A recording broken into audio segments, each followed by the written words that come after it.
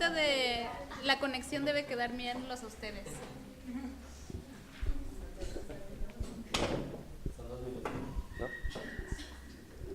Ok. Bueno, a mí me tocó el tema de la Pascua. Yo lo que sé de la Pascua y lo que he aprendido en las clases es que la Pascua era, Dios lo instituyó así, eh, para recordarle a los judíos que Dios los había sacado de Israel, ¿no? Entonces era un recordatorio del amor que Dios nos tiene para poder librarnos de nuestros males, ¿no? La Pascua marcaba el año, el inicio del año del año judío, y lo que tenían que hacer es que el día 10 el día 10 del mes, tenían que tomar un cordero, y ese cordero tenía que ser el mejor de los que puedan, y tenían que tomar un cordero por familia. Y si la familia no se lo podía comer, tenía que juntarse con otra, ¿no? Porque si era muy chica la familia, tenía que juntarse con otra. Después tenían que poner la carne del cordero. Bueno, tenían que guardar ese cordero 4 días, hasta el día 14 tenían que poner la sangre del cordero en el marco de la puerta para que Dios supiera que ellos habían hecho habían participado de la Pascua, ¿no? Y después de eso se lo tenía que comer con la carne, no, no es carne asada, sí es carne, ajá, comen la carne asada al fuego y los panes sin levadura, y y con hierbas amargas, y no podían comer nada más, ¿no?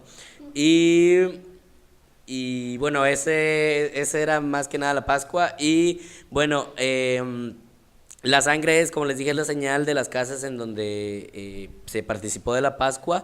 Y entonces ya y Dios pasaba, ¿no? Aquí dice la Biblia en Éxodo 12 que Dios pasaba por las noches viendo, o sea, de las casas pasaba por las noches, y la sangre mostraba que ellos habían participado de la Pascua, ¿no? Y bueno, ese es lo que yo sabía de la Pascua. Creo que ya fueron 2 minutos, así que no estuvo tan mal.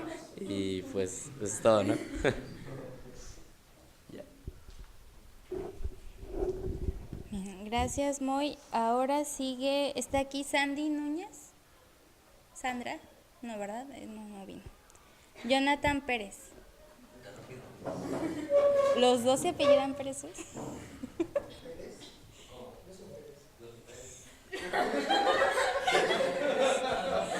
Domínguez. Bueno, tú eres Gómez, ¿verdad? ¿Pérez Gómez? Gómez Pérez. Bueno, a mí me tocó lo que serían las vestiduras de lino. Bueno, no creo que haya mucho que decir sobre esto. Básicamente, cuando Dios le pidió a Moisés que trajeran las cosas, entre ellas les pidió que trajeran lino. El lino se ocupaba muchísimo en el tabernáculo, bueno, en el santuario, tanto para las cortinas como también para las vestiduras. En las vestiduras sacerdotales encontramos de que lo que en realidad le pidió Dios a Moisés fue un pectoral, un efod, un manto y una túnica bordada. La túnica bordada vendría siendo lo que sería el lino. Para las vestiduras de sus hijos también sus vestiduras estaban hechas de lino bordado. Inclusive vemos de que en la mitra que usaba el sacerdote también usaba lo que sería el lino torcido. Igualmente, los calzoncillos que le estaba ordenando Dios a Moisés que se pusieran el sacerdote para cubrir su desnudez, vemos que también usaba lino, y usaba bastante lino porque se ponía desde la altura de los hombros hasta los muslos. Donde más se utilizaba, pues básicamente era eso. ¿Qué significa? Pues hasta donde yo sé significa por eso.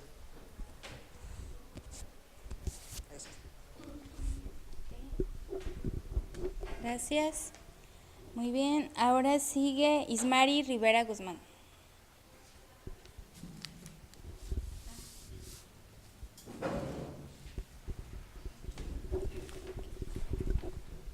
Bien, el papelito dice púrpura, y el púrpura era un color que se utilizaba en las cortinas del santuario, y lo que leí, lo que sé del color púrpura es que significa también que, bueno, solo se utilizaba para los sacerdotes, y significa realeza, que solo lo utilizaban personas pues importantes ese color.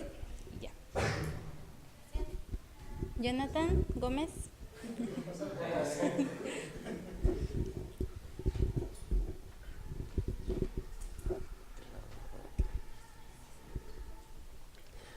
Bueno, a mí me tocó el color rojo. Es uno de los colores principales que podemos encontrar en gran parte de lugares del santuario, tanto en la estructura como en las vestimentas del sacerdote. También lo podemos encontrar en el mismo sacrificio, en la sangre del cordero. Y pues prácticamente ese es el significado de este color. Representa la sangre de Jesús como nuestro Salvador. Y eso es por eso que lo podemos encontrar por ejemplo, en las puertas del santuario. Se encontraba entre los colores básicos del velo, representando uno de los pilares del carácter de Dios.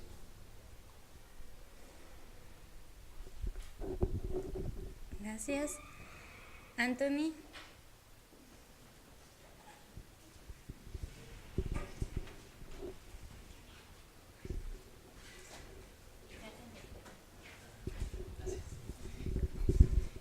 Bueno,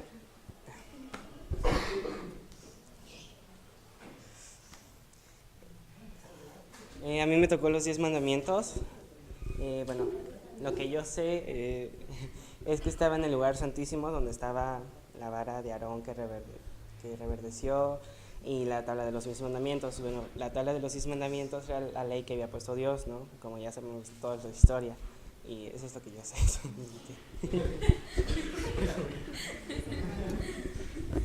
Ok, Noé Cruz.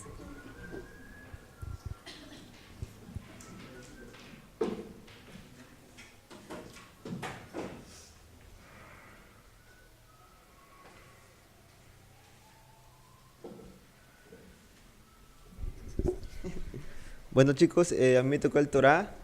Simple y sencillamente el Torá era la ley de Moisés. Dios ordenó a Moisés que pusiera el Torá en el lugar santísimo, pero al lado del arca del pacto. Y el Torá significa ley oral. Más bien son los 5 libros, los 5 primeros libros de la Biblia. Muy bien. Ahora sigue Florinda Robles.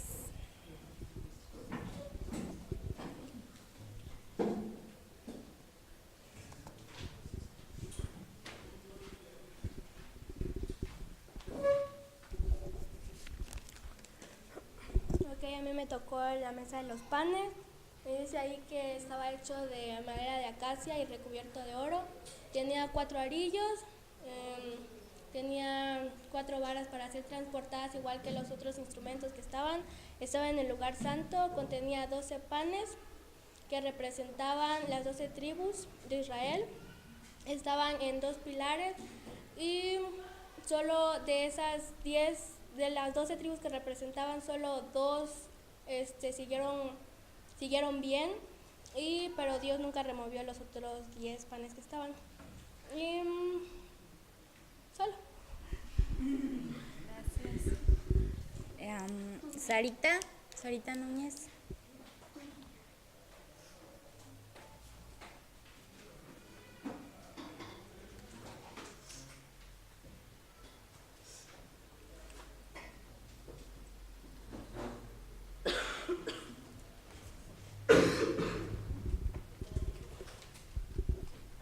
Ok, a mí me tocó el menorá, que es el candelabro de oro. Dice que fue hecho de una sola pieza, fue de oro puro, así que todo lo que tenía 3 brazos de un lado y 3 del otro y uno en el centro. Ahí detalla cómo era cada uno, pero todavía no me lo aprendo. Pero dice que era solo de una pieza, o sea, no juntaban las piezas. Y el aceite representaba, representaba el Espíritu Santo, y eso lo aplicamos de que es la testificación de nuestra vida para ser la luz del mundo. Ok, ahorita va Melissa.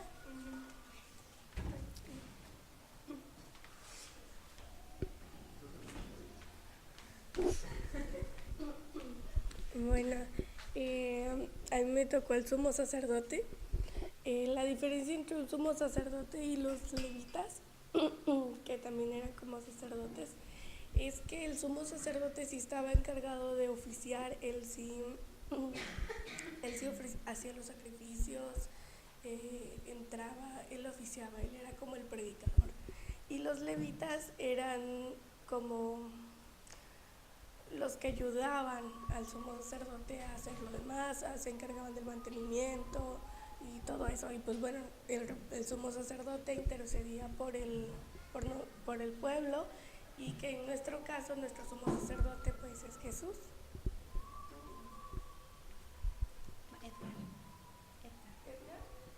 Edgar.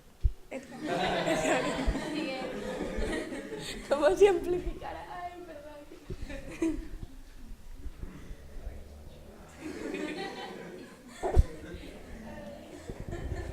Bueno, a mí me tocó el altar del incienso, que es uno de los 3 muebles que están encontrados en el lugar santo del santuario.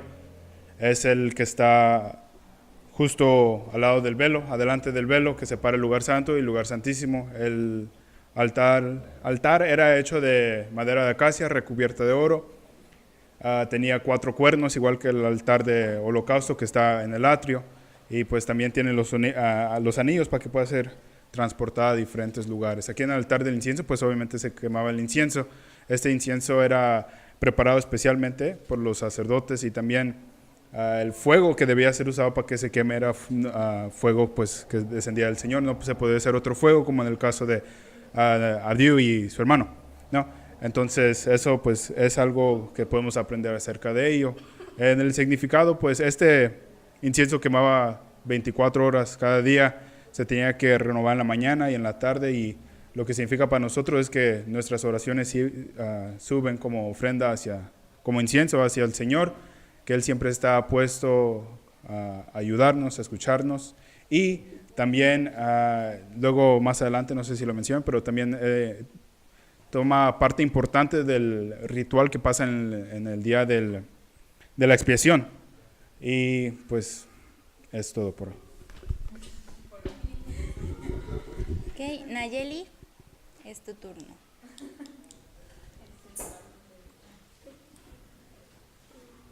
Después sigue Juanita.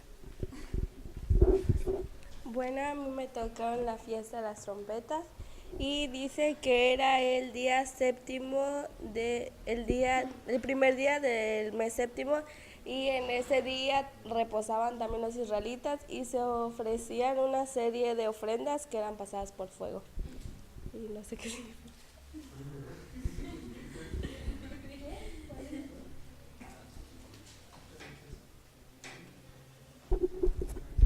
Buenas tardes. A mí me tocó el sacrificio de expiación. Expiación es una palabra hebrea, significa cubrir, borrar, eliminar. Dios mandó a los israelitas de que hicieran sacrificios en expiación a través de los animales. El sacrificar un animal representaba eliminar tus pecados, porque el animal iba a derramar sangre, y ese pecado tuyo de que cometías, si cometía el pecado el sacerdote o alguno de los del pueblo, de cualquier tribu, se le iba a transmitir al sacrificio, al animal. Y lo que hacía la persona era llevar el sacrificio, el animal, oveja o eso, lo que tuviera, y en la puerta de la entrada del santuario ponía, obviamente hablaba el sacerdote llegaba, y lo que hacía es poner sus manos, el pecador, sobre el sacrificio, sobre la oveja, y él mismo degollaba al animal. Y eso significaba de que tenía de que concientizar que por su pecado de él otros estaban muriendo. Y es lo mismo de que Jesucristo hizo cuando vino aquí a la tierra. Y este sacrificio de expiación. Y también el sacerdote lo que hacía con sus dedos, rociaba con su mano, rociaba 7 veces sobre el velo y ponía también sangre con su dedo sobre los cuernos del altar. Ajá. Y es en resumen, el sacrificio de expiación. ¿Alguna pregunta? ¿No? Bueno. Gracias. Ahora es el turno de Gladys y después sigue Moisés.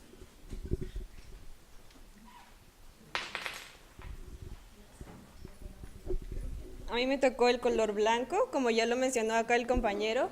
El color blanco estaba en las cortinas de lino que estaban alrededor del tabernáculo.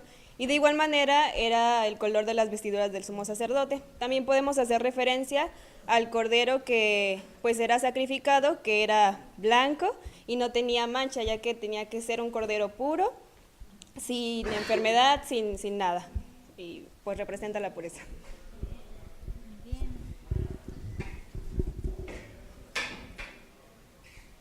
Bueno, disculpen porque por mi suerte saqué la que no sé mucho, pero añadan lo que gusten. A mí me tocó la fiesta de los Pentecostés, que también se conoce como la cosecha, si no estoy mal, la fiesta de la cosecha, que es la tercera de las 3 fiestas que se participan anuales. Lo que sí sé es que todos tenían que ir, o sea, no importa si eran súper pobres o súper ricos, todos tenían que ir. Y tenían que llevar su primera cosecha que salía del año, y eso simboliza o es el antitipo de pues la cosecha de que Dios hizo cuando las almas que Él ganó cuando Él vino primero a morir por nuestros pecados.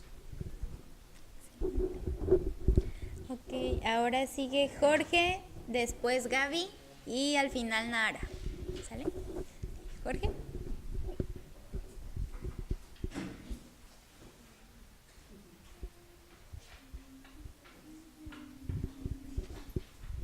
Bien, a mí me tocó el Arca del Pacto. Este era un mueble que estaba ubicado, el único, del lugar santísimo. Y sobre bueno, vamos a empezar con los materiales que tenía. Estaba hecho de madera acacia y estaba recubierto de láminas de oro. Sobre el mueble estaban los 2 querubines, lo cual representa la gloria de Dios. Y pues estaba el propiciatorio, donde dice, según lo que yo investigué, que es el lugar de la expiación, según lo que representa. Y dentro de ella estaban 3 elementos, que es el maná, lo que le recordaba a los hijos de Israel, al pueblo de Israel, que Dios proveía alimento en el desierto, y la vara de Aarón, que también representa, bueno, se les daba a conocer al pueblo de Israel que los hijos de Aarón eran los que iban a tomar el sacerdocio en lo que era el santuario. Y también la tabla de la ley de Dios, lo que significa que Dios pues escribió con sus propias manos esos mandamientos y para beneficio para el pueblo. Y en total de eso, según que significa el Arca del Pacto, que es la santidad de Dios.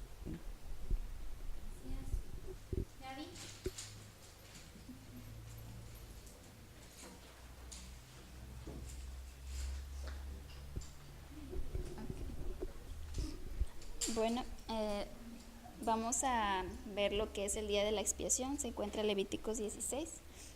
Como dijo Juanita, la expiación es limpieza, es purificación. Entonces el santuario, después de muchos días de sacrificio, todos los pecados que se plasmaron o se transmitieron a través de la sangre de los diferentes corderos que se sacrificaron, pues obviamente el santuario estaba, por decirlo así, sucio o contaminado con los pecados, y era el momento en que llegaba la purificación o la limpieza de todo el santuario. Y en Levíticos menciona que se hacían 2 sacrificios y uno era presentado ante Jehová vivo. Los 2 eran machos cabríos y uno era un becerro. Entonces el becerro era presentado para purificación de los pecados de Aarón, el sumo sacerdote, y por los hijos de su casa. Y ese sacrificio se realizaba de la misma manera que ya había mencionado anteriormente, y el sumo sacerdote entraba, agarraba la sangre del becerro, y la vestidura que el sacerdote tenía ese día era diferente a los demás días, porque era un día especial, era un día de limpieza, era un día que esperaban la mayoría de los hebreos, ¿no? Entonces él vestía con sus vestiduras de lino blanco, los calzoncillos, la vestidura el vestido, que no me acuerdo cómo se llama, y la mitra, el gorrito que se pone. Entonces todo eso era de lino, y entonces entraba el sacerdote al lugar santo, llevando consigo yo creo que una vasijita de lo que era el incienso, y lo presentaba delante del atrio para que él no muriera, y toda la nube que caía sobre el lugar santísimo, sí, santísimo, pues de esa manera pues él no veía la presencia de Jehová, quiero pensar yo, ¿verdad?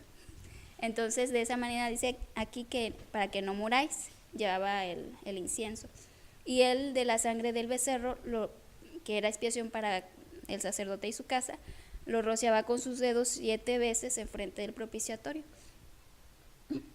Posteriormente se ofrecía el sacrificio para Jehová. Se tenían 2 carneros, y se echaba suerte sobre esos 2 carneros. Uno iba a ser para Jehová y el otro iba a ser para Azazel.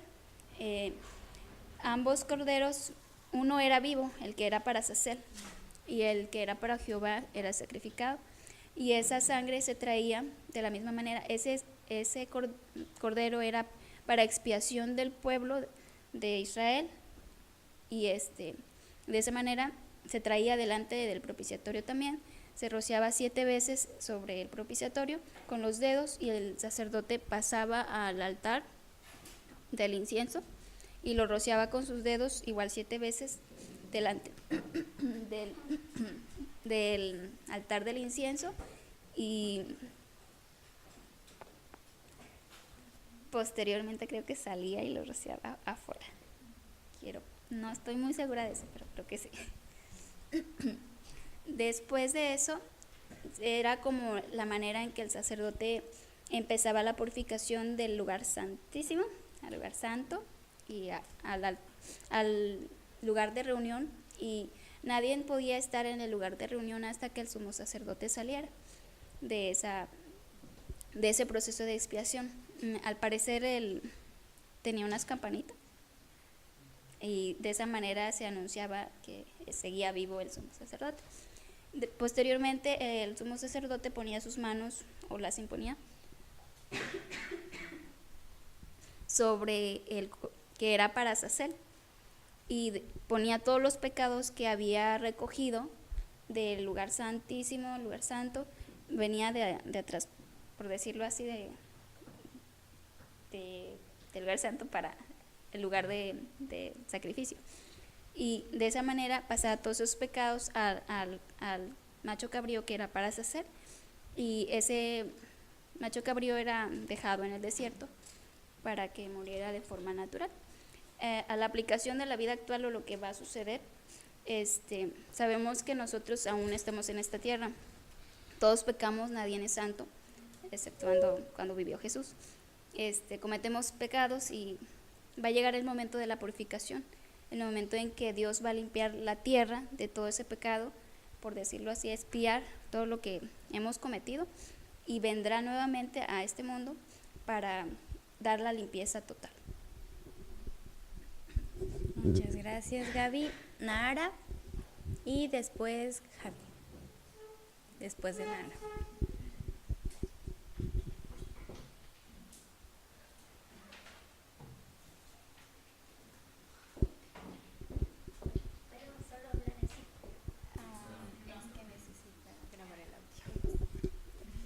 Bueno.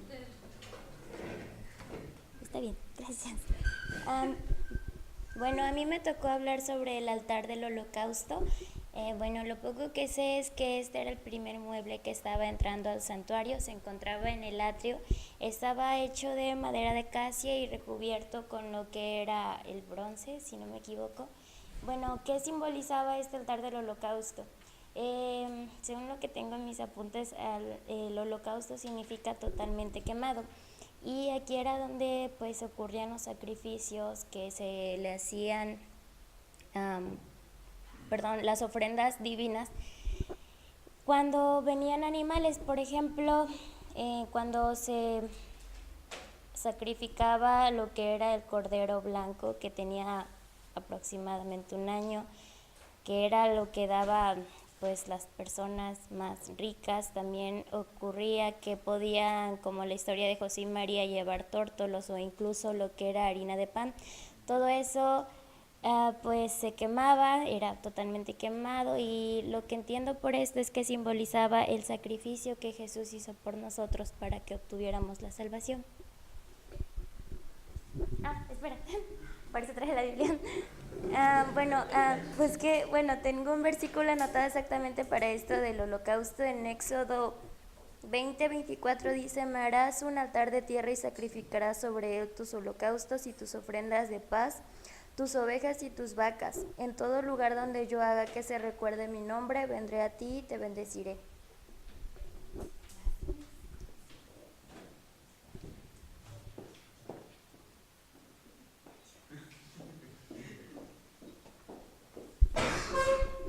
Ok, a mí me tocó el propiciatorio, y pues de lo poquito que sé es que este es el que cubría el arca del pacto. Sé que estaba hecho de oro puro, tenía 2 querubines. Leí un poquito que en el Antiguo Testamento propiciar los pecados significaba tapar o cubrir los pecados, mientras que en el Nuevo Testamento significa quitar. Y pues ese significado no sabría explicarlo porque no lo sé tan bien.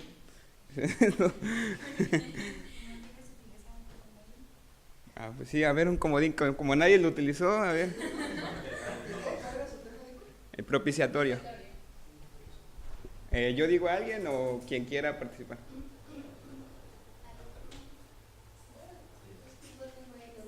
O elijo a alguien de la lista. A ver.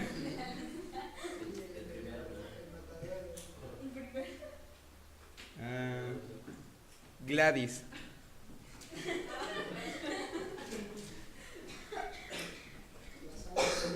Un poquito